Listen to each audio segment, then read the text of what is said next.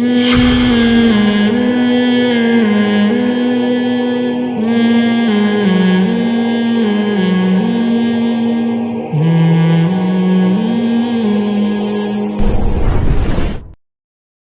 اسلام یہ بتانا چاہتا ہے کہ میرے بندے بن کے بنو, یہ زمین تمہارے باپ کی نہیں ہے. بس یہ کانسیپٹ ہمارے دل میں ڈالا جا رہا ہے, سمجھ رہے ہو؟ یہ زمین تمہارے باپ کی نہیں ہے, میں نے بنایا ہے, جیسا کہوں گا ویسے انسان کے بچوں کی طرح چلنا پڑے گا. ختم ہو گئی بات. ہمارے یہاں ہر چیز میں ایکچولی وہ یوں تھا, تو ایکچولی وہ ایک صاحب قربانی کے بارے میں پوچھنے لگے, قربانی کے بارے میں, یہ ابھی قربانی آنے والی ہے نا, تو اس میں بھی یہی اعتراضات, یار اتنا پیسہ غریبوں کو کھلا دیا جاتا ہے بھائی, ایک ایک گھر میں 2-2 لاکھ 1.5 لاکھ 1 لاکھ کی قربانی ہو رہی ہے, ایک جانور کٹتا ہے نا, اور اس کا گوشت 3-4 دن میں کباب بنا کے کھا پی کے ختم. اتنا پیسہ اگر ہم IMF کو دے دیتے تو ہمارا اتنا قرضہ ادا ہو جاتا. اتنا پیسہ اگر ہم جہیز کے لیے جمع کر لیتے, لاکھوں بچیوں کی شادیوں کا انتظام, بولتے کیوں نہیں بھائی, ہو جاتا. اتنا پیسہ اگر ہم ڈیم کے لیے جمع کرتے, ڈیم نے تو پھر بھی, یہ غلط ہو گئی مثال, واپس لے رہا ہوں واپس. اور کیا ہو سکتا ہے؟ بس یہ 2 ہی چیزیں ہو سکتی ہیں. بہرحال بہت کچھ ہو سکتا تھا نا. اتنا پیسہ ہم اپنے بچوں کی پڑھائیوں پہ لگا دیتے تو بچے, ہمارے ملک سے جہالت کا خاتمہ ہو جاتا.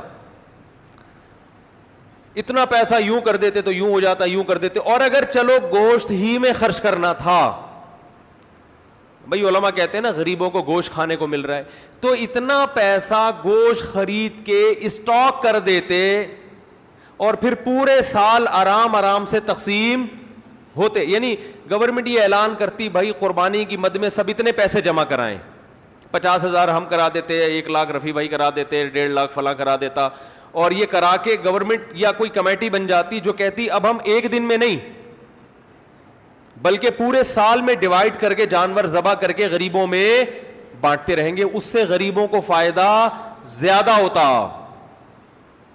بھائی 3 دن میں ہی آپ نے لاکھوں کروڑوں جانور کاٹ دیے, اس میں تو ضائع بھی بہت ہوتا ہے نا.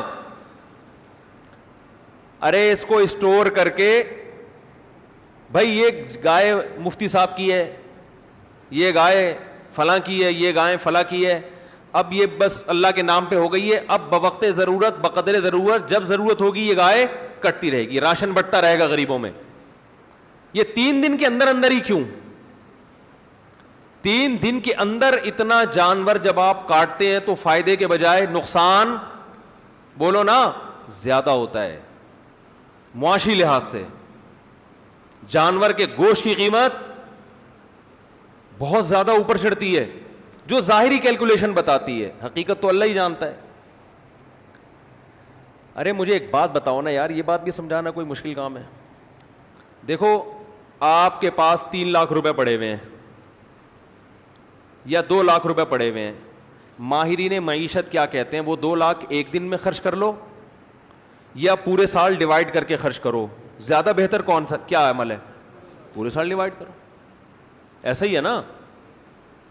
تو آپ کے پاس اتنے جانور, کروڑوں گائے, بیل, بکرے, دمبے موجود ہیں, تو ماہر معیشت کہیں گے کہ 3 دن کے اندر کاٹ کے ان کے کباب بنا کے کھا جانا, اس سے بہتر ہے کہ ان کو پورے سال میں ڈیوائڈ کر دو.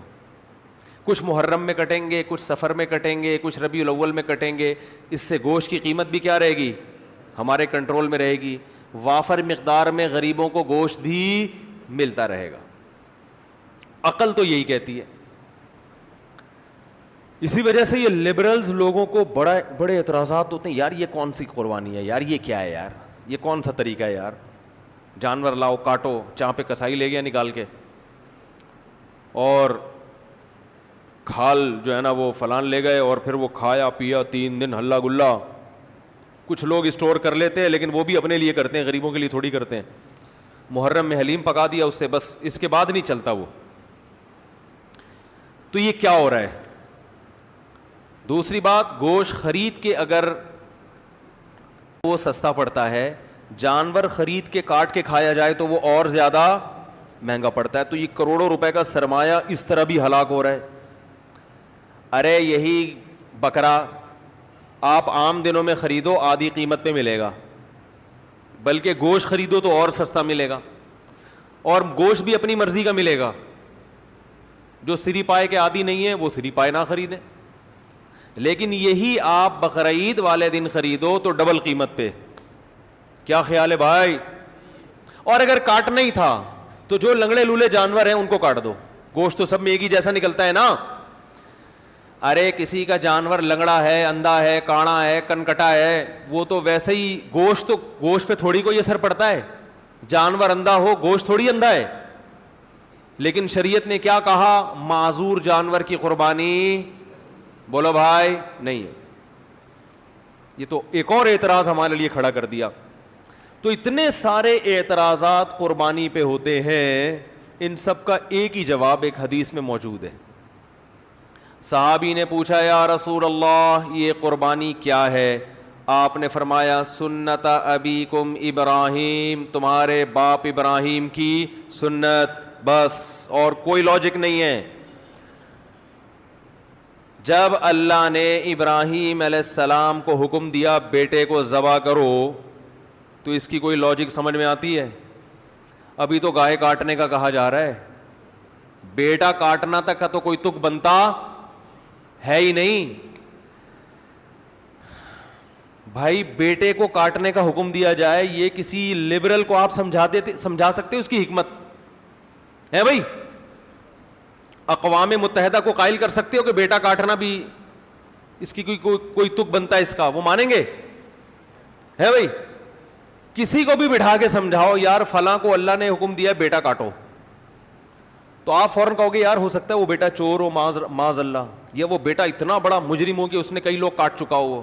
تو اب باپ کو کہا جا رہا ہے اس بیٹے کو کاٹو تاکہ مزید لوگ نہ کٹیں, ڈاکو ہو, چور ہو, ہے نہ. بھائی وہ بیٹا بھی کون ہے؟ اسماعیل,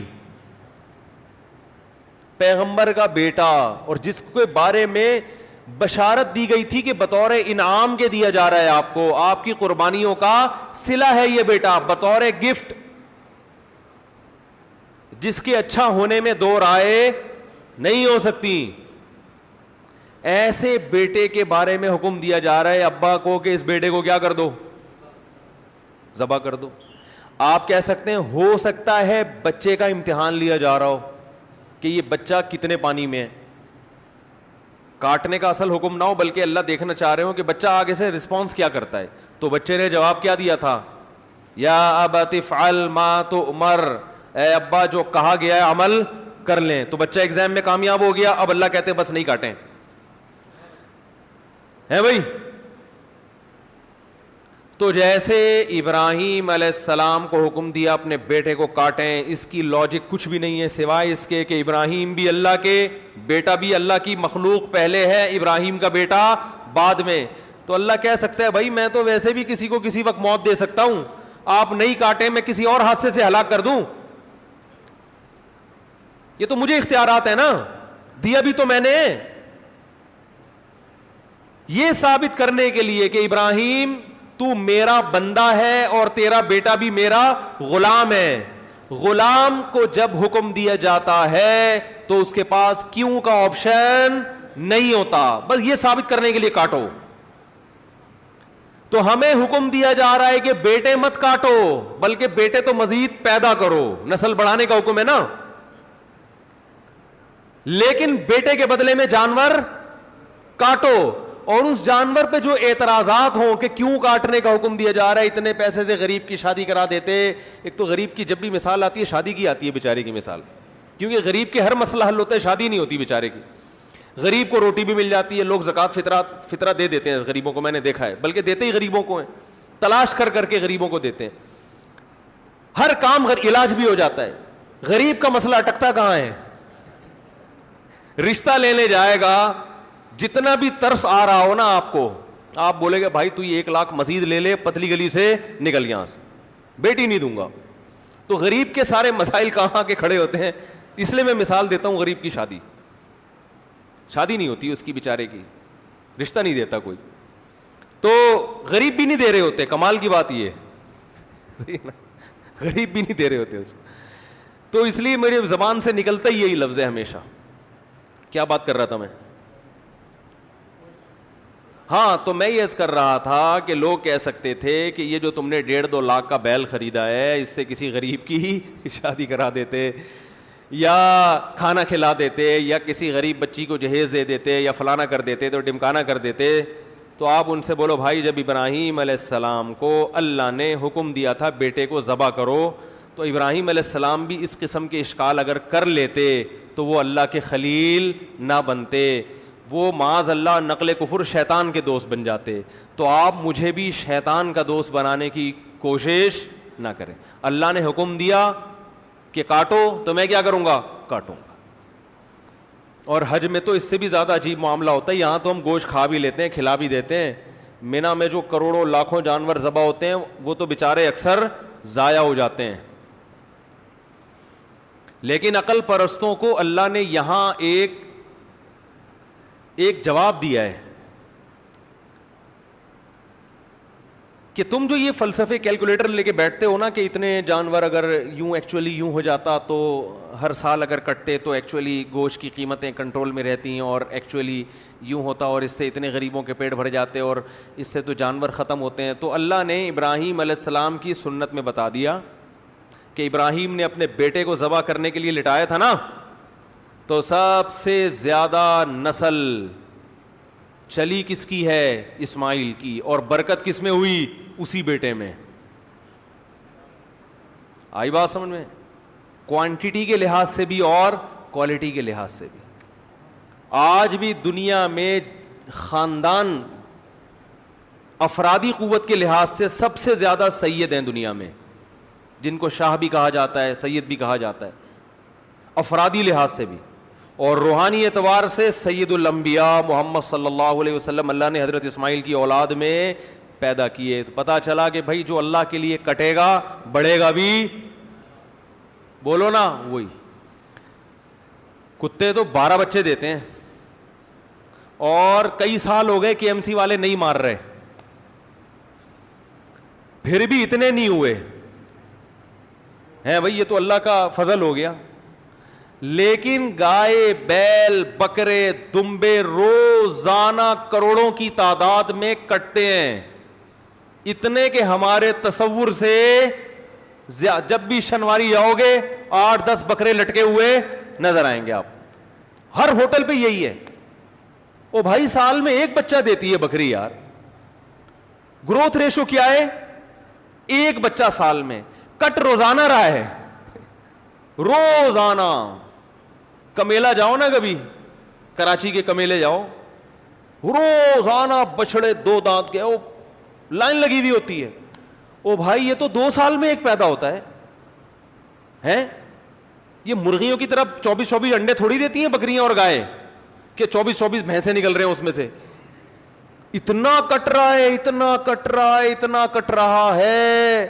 اور پھر بقرعید کے 3 دنوں میں دیکھو, اور پھر حج میں دیکھو, ختم ہونے کا نام بولو بھائی نہیں لے رہا. یہ ہے کوانٹٹی کے اعتبار سے برکت, اور کوالٹی کے اعتبار سے برکت دیکھو. جو طاقت صحت اللہ نے ان 4 جانوروں کے گوشت میں رکھی ہے وہ کسی اور کے گوشت میں نہیں ہے. مرغی کھانے سے طاقت, بول لو, مرغی کچھ نہیں بگاڑ سکتی آپ کا. ان مرغیوں میں دم ہی ختم ہو گیا ہے. یہ آپ کو کیا, آپ ان کے خلاف جتنا بھی احتجاج کرو یہ کچھ نہیں کرے گی. بکرے کے خلاف بولنے سے پہلے سوچنا. صحیح ہوتا. روحانی برکت بھی ہے. تو خیر میں یہ کر رہا تھا کہ نبی صلی اللہ علیہ وسلم نے فرمایا یہ قربانی کیا ہے؟ تمہارے باپ ابراہیم کی سنت. اس میں بتا دیا کہ قربانی وہ کرے گا جو اپنے آپ کو اللہ کا غلام سمجھتا ہے کہ میرے رب نے جس بات کا مجھے حکم دے دیا میں اس کا پابند ہوں, میری سمجھ میں آئے یا نہ آئے. اور آپ دیکھو کیسا عجیب حکم ہے. 3 دن تک آپ جانور کاٹ سکتے ہو. تیسرے دن کا سورج غروب ہوا, اب آپ جانور نہیں کاٹ سکتے. وہ کاٹنا عبادت نہیں ہے. اب وہ ایک جانور ہے, گوشت کھانا ہے تو کاٹ لیں, نہیں کھانا تو چھوڑ دیں, قربانی نہیں ہوگی. حالانکہ وہی جانور ہے, وہی نیت ہے, لیکن اللہ نے کہا نہیں یہ عبادت ہے, عبادت ٹائم کے اندر ہوتی ہے. ٹائم جو جس چیز کا ٹائم ہے اسی ٹائم پہ. عید کی نماز عید کے دن ہوگی, آج اگر کوئی عید کی نماز پڑھنا چاہے تو تھوڑی ہوگی. تو اسی طرح یاد رکھیں جیسے اللہ نے قربانی کا حکم دیا یہ بتانے کے لیے کہ اس حکم پر وہی عمل کریں گے جو مجھے اپنا رب سمجھ